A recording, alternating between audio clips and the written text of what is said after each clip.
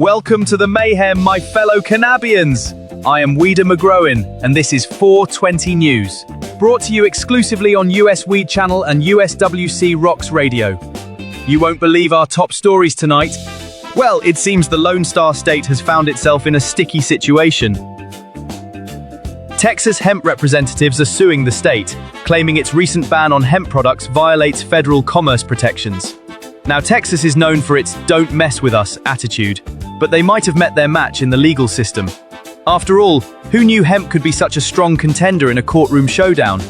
In a rather high-stakes game, the state's hemp reps argue that the ban oversteps bounds, threatening to choke off legitimate business like a weed whacker gone rogue. Cynically speaking, Texas might want to remember that when you're tangled up in legal weeds, it's best not to get grass stains all over your reputation. Keep your receptors tuned to usweedchannel.com as this legal battle unfolds. It could redefine the meaning of Texas's classic "come and take it" slogan, only this time it comes with a little bit more green.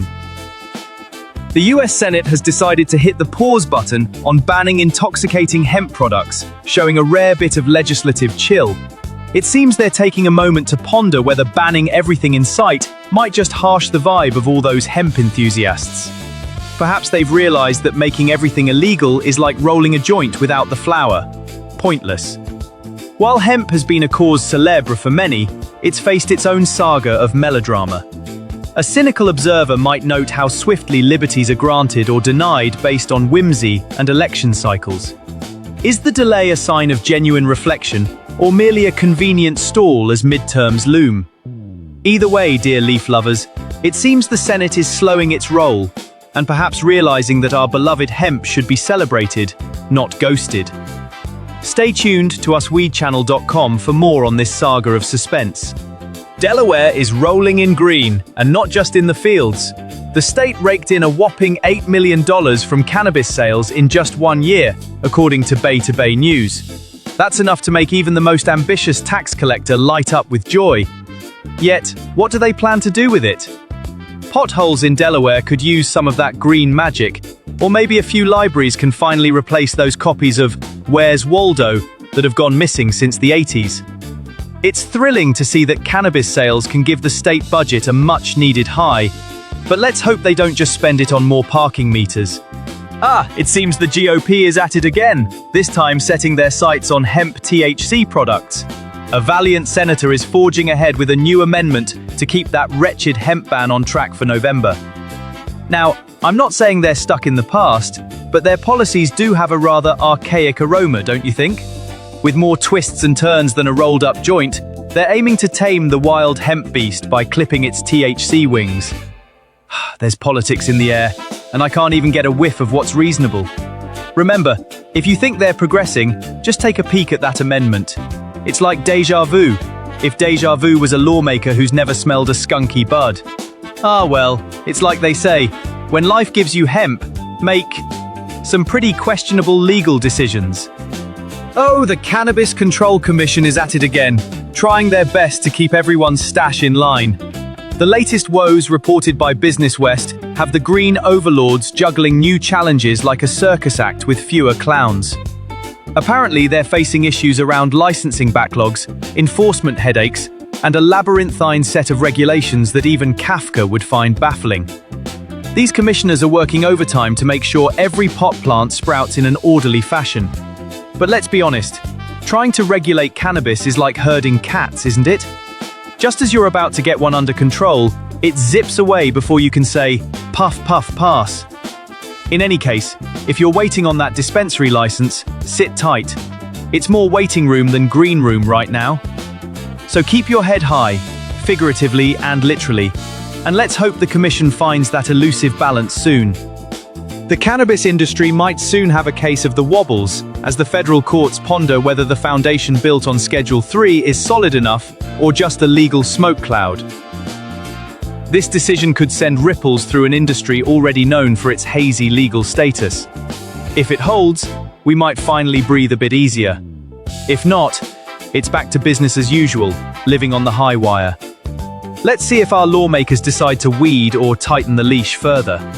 Perhaps the justices need some introspection, or should I say, a little joint deliberation. Ah, the dance of hope and bureaucracy. The quest for research and experimentation credits in the cannabis industry.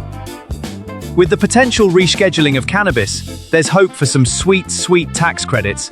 However, the path is more blocked than a stoner's arterial plaque after a Munchies marathon. The rescheduling might pave the way for deeper scientific endeavors, but between red tape and tax law labyrinths, one wonders if it's easier to get a penguin high than to navigate this bureaucratic jungle. There's always one more form to fill or one more legal hurdle to leap, proving that not even the researchers are immune to the haze of confusion. Here's a cynical thought. You'd think by now cannabis would teach us to relax a bit. Instead, we're as tangled as a pair of earbuds stored in your pocket for 5 minutes. Remember, keep your expectations low and your research budgets high. Cheers to future innovations, if we ever get past the paperwork, that is. Well, it's Texas, folks, where things are bigger, including, apparently, the legal battles over hemp. In a turn that smells more like a barbecue than justice, Texas hemp representatives are suing the Lone Star State, claiming it violated commerce protections. Apparently, Texas tried to put a lid on hemp sales, but the reps say this smells like something that needs a thorough investigation, preferably in an oven bag. Now, Texas lawmakers, weren't you supposed to be the champions of free trade? Yet here we are, tangled in the judicial tumbleweeds. It's like banning cowboy hats because they shade ranchers from making direct eye contact. Cynics might say this legal rodeo is just another way for politicians to lasso more control. But let's wait and see if justice rolls in like a tumbleweed or gallops in on high horses. For more on this barn burner, follow usweedchannel.com, or if you're feeling rebellious, uswc.tv. Senator Amy Klobuchar, coming through like a guardian angel for the low-dose THC industry, or perhaps just a guardian with slightly red eyes.